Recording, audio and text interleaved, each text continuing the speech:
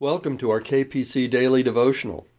We've been reading the Screwtape Letters by C.S. Lewis and have now come to a closing essay written later in 1962 called Screwtape Proposes a Toast. Today we'll be reading an excerpt specifically about education. Here, generally in Screwtape Proposes a Toast, Lewis intended to address changes in American education. Now, he says in his article that it is aimed at the educational system in England, but that's simply done out of politeness. He's talking about America here. And this was America in the early 1960s. He observes that the quest for utter equality abhors greatness in anyone because it exposes the inferiority of others. Lewis opines, I quote, "The democratic spirit, in the devil's sense, leads to a nation without great men, a nation mainly of subliterates, full of the cocksureness which flattery breeds on ignorance, and quick to snarl or whimper at the first hint of criticism. And that is what hell wishes every democratic people to be," unquote. But more importantly, it builds the individual's life upon a lie. Remember, cultures and societies are not saved and lost on the eternal scale of things. It's individuals who must stand before the throne of God. And so, the devil wishes to build your life individually upon a lie, to harden you to the truth, and to suppress any gratitude or admiration, and turns your soul away from heaven toward the darkness of hell. Fast forward to our own time in 2020, an age of overactive social media, where cowards can hide behind the anonymity of a computer screen and assumed identities, to ridicule and to bully others purely out of jealousy or envy, who promote the most grievous intolerance against others with whom they think they might disagree, based on somebody else's soundbite taken out of context, who suppress free speech by insinuation, threats, and intimidation, all the while chanting the mantra of inclusive democratic diversity. I fear what we see unfolding in our streets is simply the fruit of the devil's distortion of democracy and our education system. This, friends, is what hell looks like. Screwtape proposes a toast.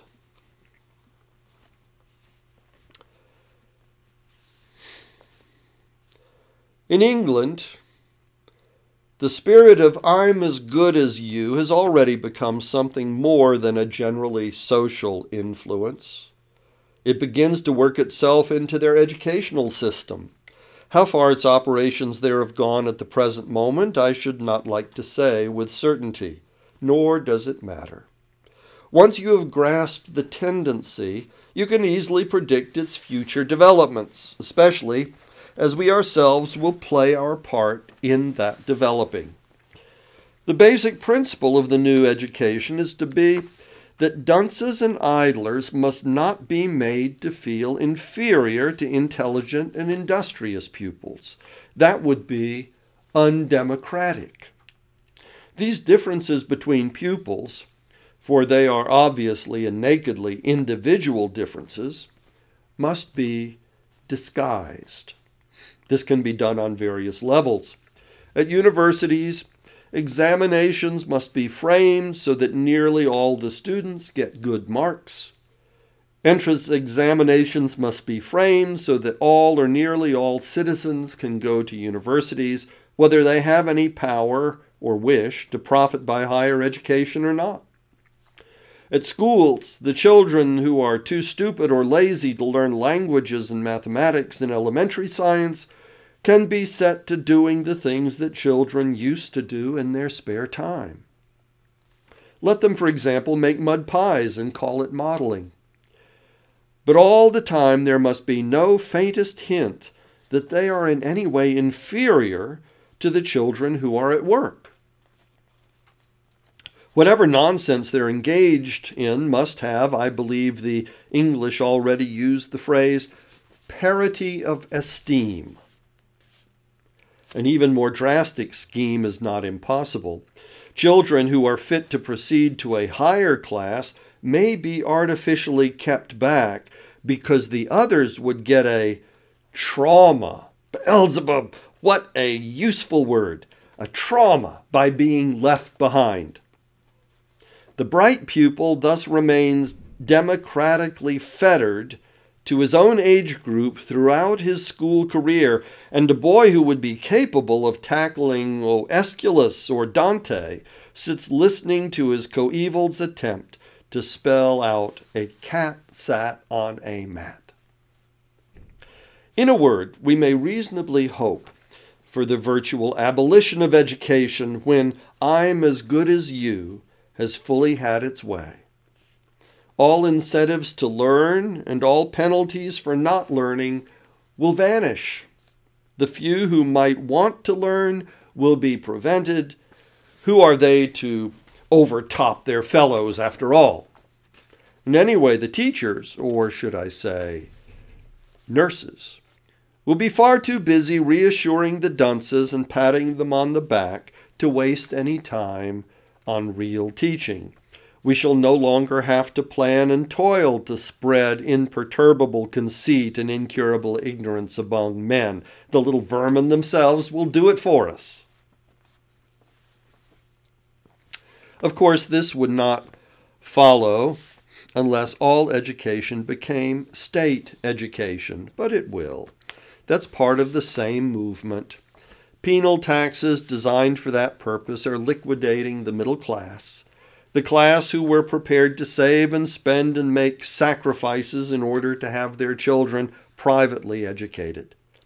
The removal of this class, besides linking up with the abolition of education, is fortunately the inevitable effect of the spirit that says, "I'm as good as you." This was, after all, the social group which gave to the humans the overwhelming majority of their scientists, physicians, philosophers, theologians, poets, artists, composers, architects, jurists, and administrators. If ever there was a bunch of tall stalks that needed their tops knocked off, it was surely they. And as an English politician remarked not long ago, quote, "A democracy does not want great men." Unquote. It would be idle to ask of such a creature whether they want it, means need it or like it. But you had bet be clear. For here Aristotle's question comes up again. We in hell would welcome the disappearance of democracy in the strict sense of that word, the political arrangement so-called. Like all forms of government, it often works to our advantage, but on the whole, less often than other forms. But what we must realize is that democracy, in the demonic sense, "I'm as good as you," or being like folks, or togetherness, is the finest instrument we could possibly have for exterminating political democracies from the face of the earth. For democracy, or the democratic spirit, understood in the demonic sense, leads to a nation without great men, a nation mainly of subliterates, full of the cocksureness which flattery breeds on ignorance, and quick to snarl or whimper at the first hint of criticism. And that is what hell wishes every democratic people to be. For when such a nation meets in conflict, a nation where children have been made to work at school, where talent is placed in high posts, and where the ignorant mass are allowed no say at all in public affairs, only one result is possible. It is our function to encourage the behavior, the manners, the whole attitude of mind which democracies naturally like and enjoy, because they are the very things which, if unchecked, will destroy democracy. You would almost wonder that even humans don't see it themselves. Even if they don't read Aristotle, that would be undemocratic, right?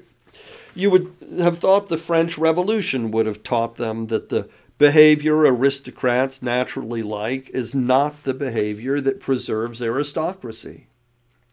They might then have applied the same principle to all forms of government.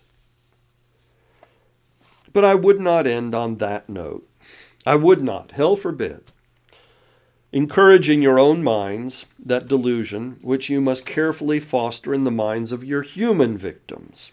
I mean the delusion that the fate of nations is in itself more important than that of individual souls.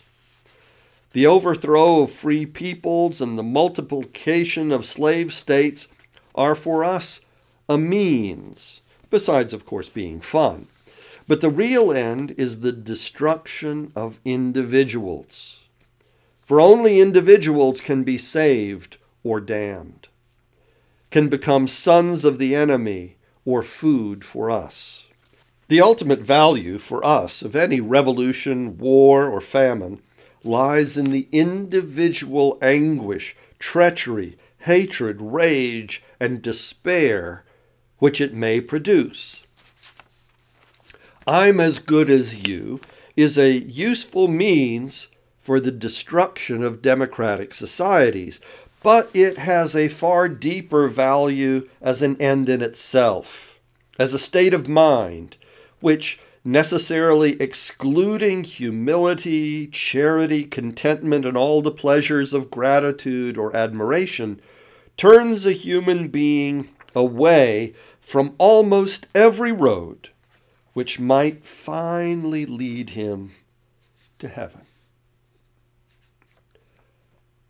I wish you a very good day. Goodbye.